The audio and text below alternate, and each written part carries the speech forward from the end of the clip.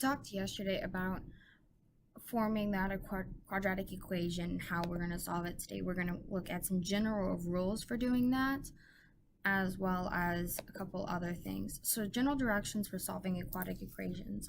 We're going to reduce the equation to the general form of ax squared plus bx plus c equals 0. Then we're going to need to, if we can, and we can see those factors, we're going to solve by factoring.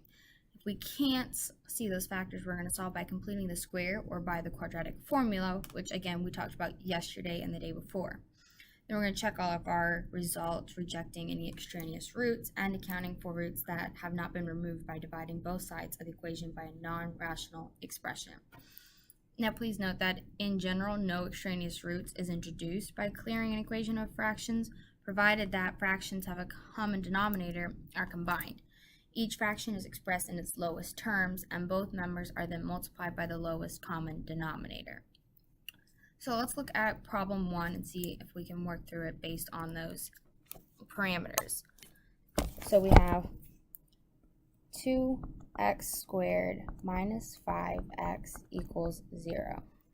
Well, already we have it in our ax squared plus bx plus minus c equals 0 form, because we already have it there. So all we have to do is plug in our numbers to our quadratic formula and solve. So we have x equals negative b plus or minus the square root of negative b plus 4ac all over 2a.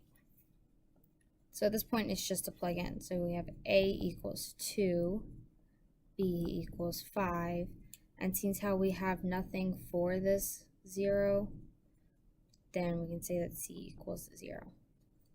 Or you can try it with 1 and you can see what happens. But either way, today's lesson is just about going over that.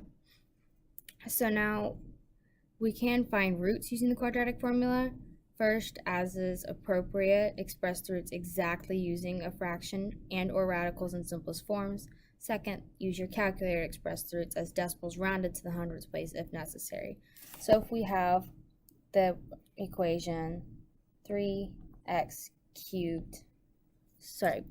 squared plus 2x minus 6 equals 0, and we wanted to find this. So we would plug it into our formula.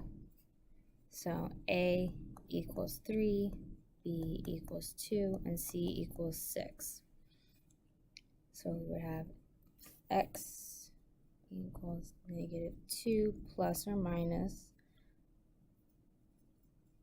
negative 2 squared plus 4, 3, 6 over 2, 3, which then goes down to equal x equals negative 2 plus or minus square root of 4 plus 72 over 6. So from here, what we want to do is we want to square root our 4 plus 72, which is going to get us, or we want to add them together, which is going to get us the square root of 76. And then from there, we know that that can equal to square root 19, leaving us with the formula x equals negative 2 plus or minus 2 square root 19 over 6. From here, we want to multiply negative 1 by both sides in order to get rid of this negative 2 here, as well as to pull this 2 out and put it on the other side.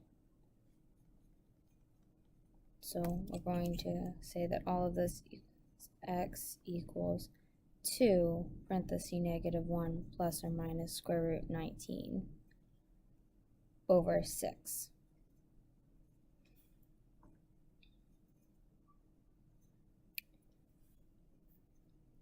So 2, negative 1 plus minus square root 19 all over 6. From here we can divide 2 into both sides and kind of pull it out, you know, or we're canceling these two, so 6 can go into, or 2 and 6 can be reduced down. So 2 goes away, and this becomes a 3. So we have negative 1 plus or minus square root of 19 all over 3. And then we basically solve it from here. So if we add negative 1, we end up with 20 over 3, or we can subtract 1 and end up with 18 over 3. And then we want to convert these to our decimal points. So we end up with x is about equal to 1.12 or negative 1.79. And here's where we check it off. So like my box up here said earlier, answers may not check exactly due to the rounding off and all of that, but they should get close enough that you're fine with it. So that's basically what you're doing today, and that's all the math is for today. So just check 1 through 26 is going to be just plugging it in and solving it, and 27 through 36 is more of this stuff of checking and all of that using this.